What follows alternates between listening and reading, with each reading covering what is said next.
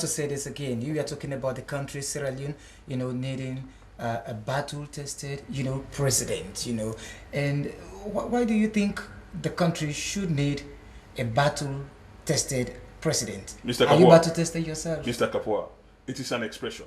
When they say a battle test, a battle ready, not battle tested, a battle ready president who should not leave the back door open, is that it is a president that comes to power ready, on a mark, set, go, ready to go. And don't forget the back door. I mean, our borders are porous and open. Yenga is in the hands of the Guineans. Pamela is in the hands of a Guinean. What a shame to this country. This is something that I have no patience with. Our security has to be maintained. Okay, let me take you on that. What approach would you use, especially talking about Yenga? Still the Guineans continue to say Yenga is theirs. Sierra Leoneans continue to say Yenga is theirs. Now, should you become president of Sierra Leone tomorrow, what approach would you use to regain Yenga? Well, during the campaign between Mr. Berewa, the Vice President Berewa, and Koroma, His Excellency Koroma, the current president, President Koroma, said that his foremost issue is to take on Yenga. But as far as I've been seeing his presidency, he has spoken of Yenga once, and that is when he went to Kailan. Yenga has been an issue that has been ongoing. If you look at what happened in the 1912, Yenga actually is occupied by Sierra Leone. The difference is the hills and the terminology that says in the British, that says the bank of the river, and in the French, that says rive. So in 2004, they went to solve this problem, but that terminology had to be decided to be settled first. So that's where the problem lies. But in September 2000, President Ahmed Tijan Kaba stated that he gave authority to the Guinean troops to occupy that area to prevent the MPFL, I think that's the one from Liberia, and RUF from coming back into Sierra Leone. That's what the president said in September of 2000. President Ismael Koroma, a few months ago, in Kailan, says he's going to take the issue of Yenga. Let me be honest with you. If you can protect your borders, if you can protect your home, then what is it? No, I'm talking about you. What would you do? What I would do first is that I would take first the diplomatic approach towards this. Have the British and the French come back again and make a clear-cut demarcation, delineate our borders well. When I say delineate, make it bright, make it so that everybody can see. That's the first thing I will take. Then number two is, I will resort to a very serious, rigorous military exercises on those areas. One in Cambia and one in Kailan area. The reason why is, I'll have to develop the Sierra Leone army, equip them very well, so that they could do series of military exercises in that area. Because if diplomacy cannot work, then something else has to be on the table. Major Koroma, we already have Guineans on the border. Preventing Sierra Leoneans, reports suggest, from farming, preventing Sierra Leoneans from even working in Yenga. Now you are talking about military exercises, and we understand some of even our personnel there are prevented, from occupying that area. So how do you hope to negotiate, if ever, if that is the word, with the Guineans on that border to even allow your men, to have these military exercises? I'm not going to do military exercises in Yenga. I'm going to do, as I said, listen to me carefully. I said I'll do military exercises in Cambia. We'll have an airstraight in Cambia and Kailan. You got it. Cambia and Kailan, not Yenga. We have to do those exercises in our own territory for now. Then watch what's going on with diplomacy. Sometimes diplomacy fails. You've seen that in many occasions. Diplomacy fails. And when diplomacy fails, something else has to be on the table. It's going to be carrot and sticks. If we can get the Sierra Leone army equipped, well equipped, up to standard, then there will be a problem. In this 21st century, do you think we still need military options to problems, military options to solving problems? Well, as a criminologist, let me tell you one thing. Military exercises could serve as what we call in criminology a general deterrence. A general deterrence. If we do that, it can do two things. One, it can instill fear in our opponents that these guys are ready to do something and go back to the negotiating table. Those are the things that we can do. What makes you think you can defeat an incumbent who is doing everything politically to have a second term? I believe that, first of all, I would say President Ismael Koroma, who is going to be the incumbent, I presume, the leader of the APC come 2012. He inspired me. I will say thanks to him. As a young man, as a man that never held a political office, to hold power at that age. It has never happened in our political life. Somebody to be democratically elected at that age that he was. We believed in his vision, and the people of Sierra Leone believed in his vision. They believed that he was coming to redeem them from all the ills that have been suffered for the past 50 years. And I believed him too, as my president. As I said, he inspired me. His administration has not lived up to expectation. He is doing everything politically, but I've not seen it yet. If you look at the mining sector today, the mining sector is replete with career criminals. We are not getting the necessary resources that we need from our mining sector. Our transportation sector is a sham. Since Siaka Stevens in 1980 ordered 20 new buses for 13 million euros, 1980s, the government buses, the Mercedes-Benz buses, even up to today, we've not had our own government purchase things like that until Muammar Gaddafi, the Libyan leader that gave us few government buses some years back. How would you remove that, from the president's negotiations with people like the Libyan leader you're talking about, with other, presidents from other countries, meeting with him, talking with him, and attracting some of these things coming to the country?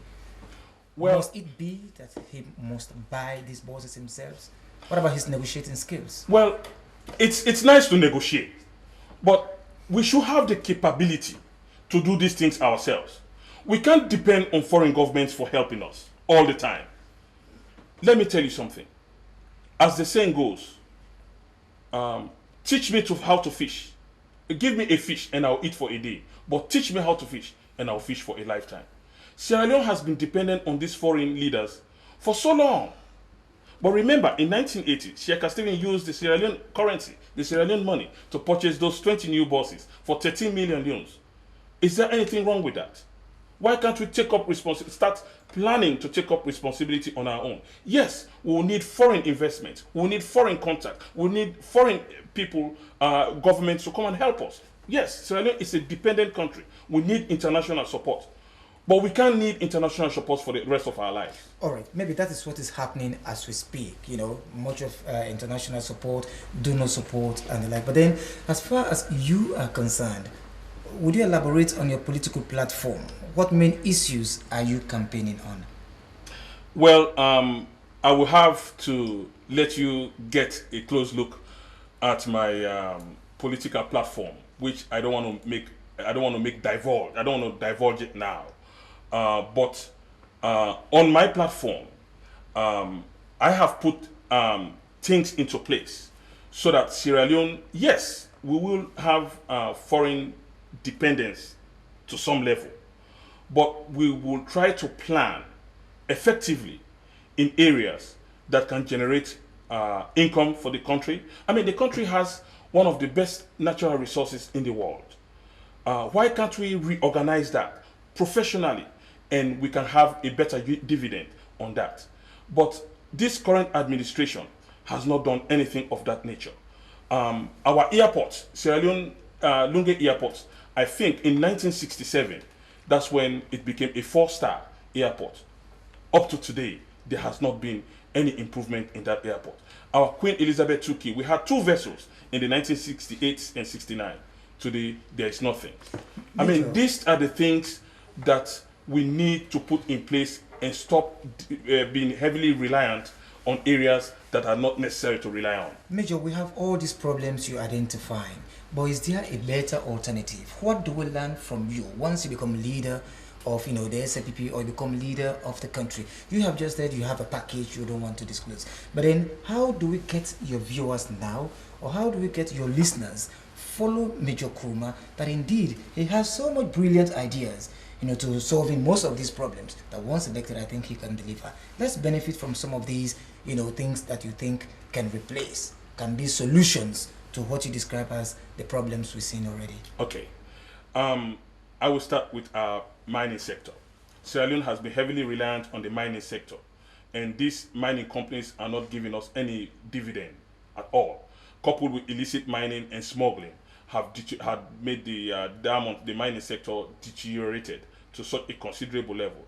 And also, the essential minerals have already almost been exhausted. If you go to Koroma, it's almost exhausted. And at this point, we need to reform our mining sector. And these mining executives, all throughout since 1961, have been led by career criminals. And up to today, our mining is not in the real hands that it's supposed to be. So I will have to regroup those areas and make it more professional, more accountable to the public and to the rest of the administration that I will have to lead. Then number two is our transportation company is a sham under the APC regime.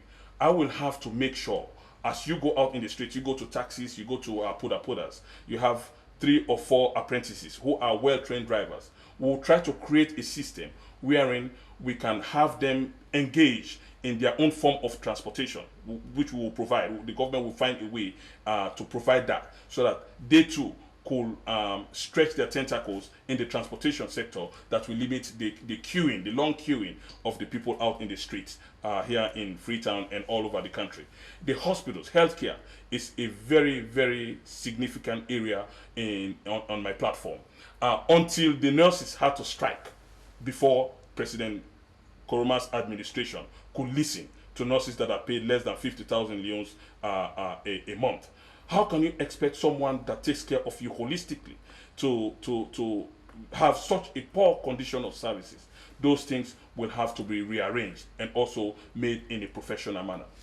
We come to the military, as I said, the condition of services of the military, not only the military, the police and the fire force is deplorable.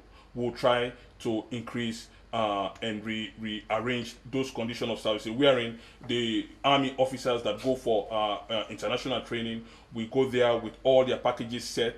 They will be well trained for foreign deployments. The rice bags ration that is given, we'll make sure those rice bags that the police and the armed forces get, it comes on time, because there are some military officers and some police officers who don't have their one bag of rice available for 5 months. All right. Hold on. You've asked me a question. Let me finish this. This is a very significant area. Box on. Yes. So those areas will have to be rearranged. As I said, our airports, our waterways, our borders, our seasides will have to be well monitored. You can see a lot of unidentified fishing boats destroying or using our territorial waters without our notice. So we have to put things in place to make those things work. You are talking about. Yes, we'll come to that. I know probably you want to. Well, you are talking about by plot. Yes. Now we know a few. Now we know a few of these things. Okay. Somebody listening might just say probably Major Koroma is only talking theories. How do you hope to practicalize what you've seen? What experience in governance do you hope to bank on to push these campaign policies through? We have a lot of experienced personnel in my party. President Ismael Koroma did not have a political experience when he took office. He was in parliament though? He did not have a political experience. Being in parliament, is that a political experience? He represented people, he represented views? Well, I represent the SLPP. I represent some people from my constituency. Is that a political experience? Let's be honest here. Don't be guarded about saying the truth in this country. This political experience, those that have had political experience have destroyed this country for 50 years. Is there anything you can be proud of in Sierra Leone? We are going to be 50 years old. What can you say was the development that we've made in Sierra Leone?